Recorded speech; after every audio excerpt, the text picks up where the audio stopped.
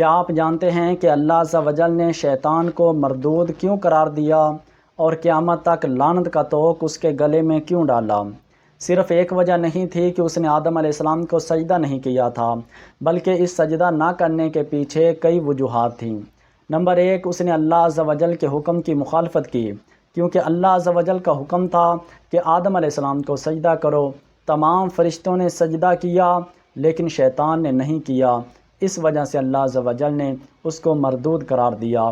Number 2، اس نے اللہ عز و جل کے نیک بندے یعنی آدم علیہ السلام کی تعظیم نہیں کی بلکہ ان کی توہین کی، اور اللہ عز و جل کو ہرگز نہیں پسند کہ اللہ عز و جل کے نیک بندوں کی کوئی توہین کرے، اس وجہ سے اللہ عز و جل نے اسے مردود قرار دیا۔ اور نمبر 3، اس نے اپنے آپ کو افضل و اعلیٰ سمجھا، اس نے تکبر کیا، اس نے آدم علیہ السلام کو اپنے سے کم تر سمجھا۔ اس نے کہا کہ میں تو آگ سے بنا ہوں، آدم علیہ السلام مٹی سے بنے ہیں، لہٰذا افضل ادنا کو سجدہ کیسے کر سکتا ہے؟ اس وجہ سے اللہ عز و جل نے اس کے تکبر کرنے کی وجہ سے اللہ عز و جل نے اس کو مردود قرار دیا۔ اور سب سے بڑی بات کہ وہ اپنی جماعت کو چھوڑ کے، وہ فرشتوں کی جماعت کو چھوڑ کے الگ ہو گیا، اس وجہ سے اللہ عز و جل نے اس کو مردود قرار دیا۔